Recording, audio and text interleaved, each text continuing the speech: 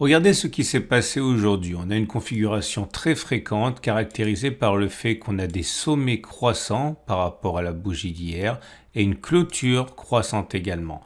Et on va voir si cette petite configuration de rien du tout nous donne un avantage par rapport à l'aléatoire. Clairement, est-ce que demain il est plus plausible que ça monte ou bien que cela descende? C'est ce qu'on va voir dans cette vidéo et si on peut gagner de l'argent avec ça. Salut, c'est Trado, je suis content de vous retrouver pour la mise à jour de l'analyse technique du CAC 40 avec une séance assez particulière au parfum de rebond technique. Regardez, hein, c'est une bougie qui n'apparaît pas de manière fortuite, hein, cette séance de rebond, puisqu'on est justement sur une zone de support. Cette zone de support est clairement identifiée à 71, 60, 110, 96. Pourquoi? Tout simplement parce que c'est une ancienne zone de résistance ici qui a été cassée, qui a changé de polarité, qui est devenu support. On a déjà rebondi dessus le 1er juin. Donc ça fait 3 séances en fait que l'on visite la zone et que l'on clôture en dehors de cette zone. Donc oui, c'est une zone de support.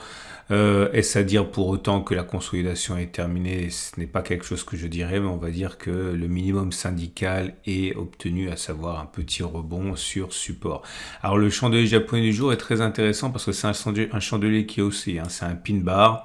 Un pin bar, ça veut dire que le corps, alors c'est une façon qui n'est pas universelle de faire, hein, c'est celle que j'applique, mais vous voyez quand le corps ici est au-dessus des 23,6% de Fibonacci, enfin des 38,2% de Fibonacci, eh bien je considère que c'est un pin bar. Et si vous tracez les Fibonacci sur toute la bougie, vous voyez bien que le corps est circonscrit, hein, au-dessus des 38,2% de Fibonacci. C'est pour moi un pin bar.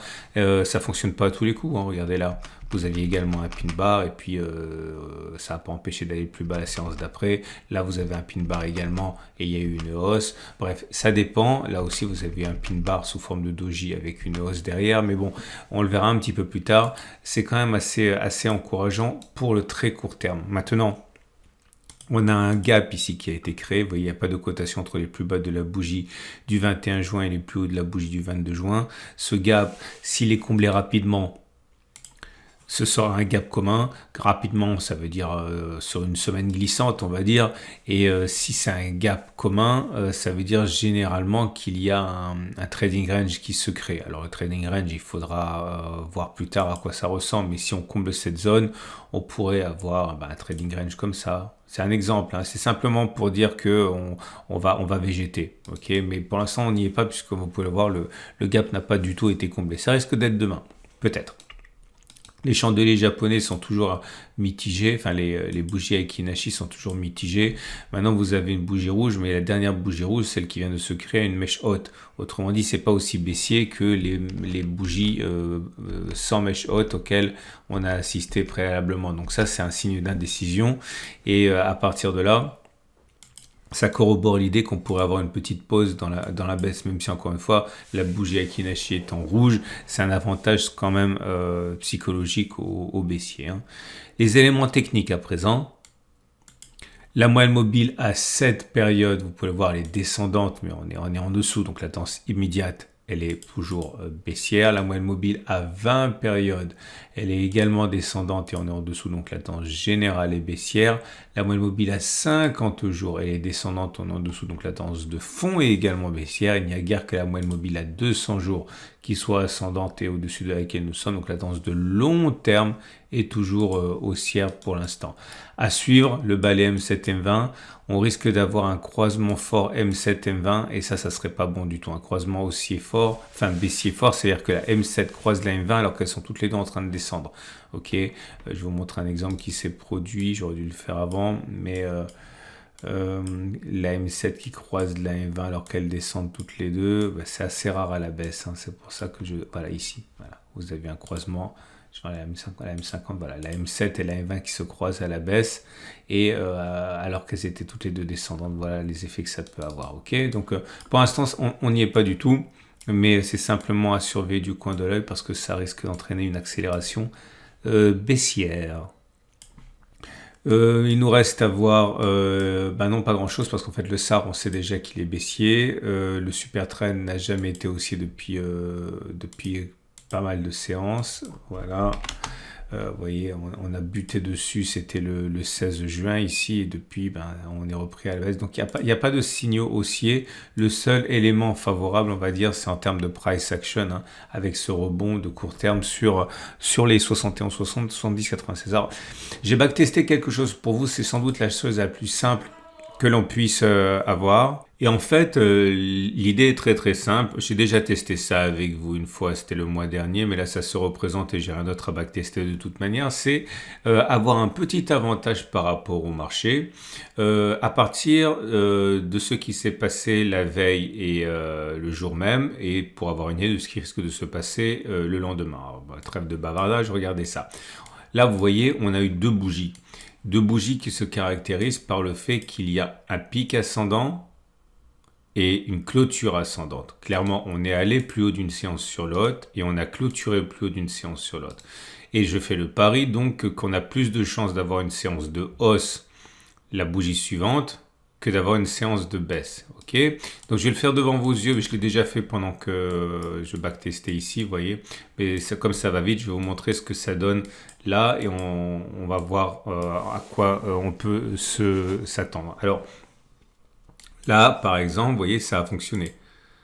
Ok, vous avez bien une clôture qui est l'une au-dessus, qui est ascendante, et des pics qui sont ascendants. Et qu'est-ce qui s'est passé la séance suivante? C'était une séance de hausse. Pareil ici, si on prend la séquence d'après, vous voyez bien, clôture ascendante, pic ascendant, séance d'après, on a une clôture à plus 0,11%. Parfois c'est plus 0,11, parfois c'est moins 0,11. On regarde simplement si ça peut nous donner un biais qui est intéressant. Là par contre, la bougie d'après, la séquence d'après, c'est pas un échec parce que comme vous pouvez le voir, on avait bien des pics, des clôtures qui étaient ascendantes, mais les pics n'étaient pas ascendants. Donc on ne pouvait pas parier ici sur le fait que la bougie soit haussière. Donc le fait que la bougie ait été baissière ici ne doit pas être considéré comme tel. Là par contre c'est un vrai échec, vous voyez. On a bien des pics qui sont ascendants, des clôtures qui sont ascendantes, mais juste après, ah non je raconte des bêtises, ça a fonctionné puisque vous voyez c'est rouge, je me suis fait avoir moi-même, mais c'est bien une clôture dans le positif à 0,14% puisqu'on a clôturé plus haut que la bougie précédente. Là, ça a fonctionné aussi, là, ça a fonctionné aussi, là, ça a fonctionné aussi, là, ça a fonctionné aussi, là, ça a échoué, là, ça a fonctionné, de même que là, mais pas ici. Bon, ça, avec l'expérience, hein, ça va beaucoup plus vite, vous voyez. Voilà. Bon, on va s'arrêter là parce que sinon, je vais vous faire perdre trop de temps. Donc, déjà là, sur le peu d'occurrences qu'on a eu, je vous laisse. Bon, de toute façon, vous avez compris comment ça fonctionne, hein, c'est très très très très simple. Et voilà le bilan. A-t-on légitimement le droit de penser que la séance de mardi devrait être une séance favorable et que l'on devrait clôturer plus haut qu'aujourd'hui? La réponse est oui.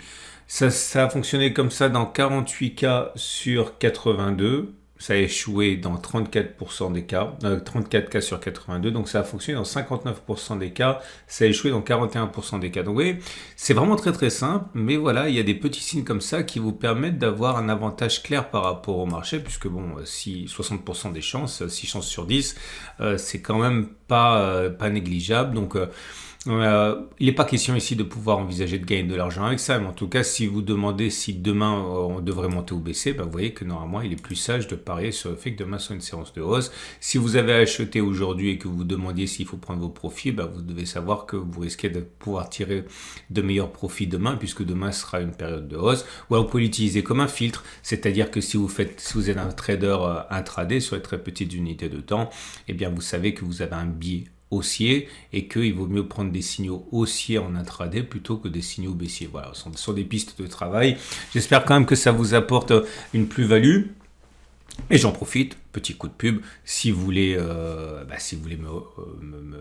renvoyer l'ascenseur par rapport à ça, vous pouvez mettre un petit like sur la vidéo, ok, ça fait toujours plaisir d'avoir des likes sur une vidéo, et puis surtout, c'est bon pour ma visibilité sur YouTube, puisque plus j'ai de likes, plus ensuite elle est proposée. Donc n'hésitez pas à toujours mettre des petits likes, encore une fois, ça, pour moi, ça veut dire beaucoup, et ça, c'est une aide très importante. Donc merci, et vous pouvez vous abonner aussi, parce que YouTube adore qu'il y ait des abonnements. Voilà, donc je passe ensuite aux autres éléments. J'ai rien au niveau des indicateurs techniques, je vais pas vous faire perdre votre temps. L'Ishimoku demeure neutre, ok, puisque on est... le nuage est à plat comme ça, on est en dessous, vous allez dire, donc c'est baissier, pas vraiment parce que le nuage il est pas baissier, il est à plat, donc c'est plutôt baissier, c'est plutôt neutre. Tendance de fond neutre. La tendance générale et la tendance immédiate commence à devenir légèrement baissière puisque vous voyez la pente de la Tenkan est baissière, on est en dessous donc la tendance immédiate est plutôt baissière, la pente de la Kijun commence également à devenir baissière, donc la tendance générale risque de devenir baissière également. Je vous rappelle qu'on est toujours sous le coup d'un twist là qui nous amène à considérer qu'on aille chercher un objectif équivalent au, bon là j'avais déjà parlé, qui correspond à cet objectif, je m'en sors jamais ici, voilà, bon, à peu près à la louche, cette zone là des 6900, ok, on a déjà parlé de ça. Et on va donc terminer avec tout naturellement les trades du jour. Votre rendez-vous avec IG.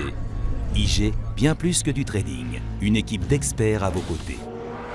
Alors, si vous êtes baissier, vous pouvez considérer, vous pouvez faire le pari qu'une nouvelle jambe de baisse importante est passée, enfin est en cours, qu'on va descendre, qu'on va spéculer à la baisse en mettant un stop de protection dessus de ce top là, ok. Donc attention parce qu'il faut viser quand même quelque chose d'assez significatif. Donc si vous visez par exemple un retour sur les plus bas ici, sur les 6900, 6800, vous avez un ratio gain-risque qui est acceptable puisque vous avez un ratio gain-risque qui est, je vais m'en sortir, voilà, vous avez un ratio gain-risque de 1 pour 1,1 environ, ok. C'est une possibilité. Maintenant vous pouvez parier aussi sur le fait que le gap ne sera pas rebouché, ok, donc là vous partez sur un trade avec un stop de protection en dessous du gap, et si vous pariez de manière plus modeste simplement sur le fait que, je vais m'en sortir, on irait chercher les précédents plus bas, ok, vous attendez que ça remonte un petit peu éventuellement, et voilà, vous avez un ratio gain-risque de 1,5, voilà, c'est pas mal aussi. Après ça dépend du biais que vous avez. Et puis bien sûr, si vous êtes haussier, vous pouvez considérer qu'on a fait les plus bas. Et pourquoi pas considérer également qu'on va monter. Donc là, ça vous donnerait un objectif. Si vous pensez qu'on va aller combler le gap et qu'on va faire un trading range, voilà, objectif à 3%. Et puis derrière, un stop de protection en dessous de la zone... non, je raconte des bêtises, voilà, comme ça. Vous avez un ratio gain-risque supérieur à 1. Ok, voilà, c'en est terminé de la vidéo du jour. Je vous rappelle que vous avez plein de vidéos que j'ai publiées, ce week-end qui vous attendent, notamment la vidéo sur préparer votre retraite, la vidéo sur la diversification en or, la préparation de la semaine de trading, objectif 5% de votre portefeuille en crypto majeur. Bref, tout ça, c'est là, ça vous attend. Et puis, il y a eu pas mal de publications également sur l'onglet communauté de ma chaîne YouTube pour des mises en alerte de zones d'intervention. Voilà. À demain pour la mise à jour.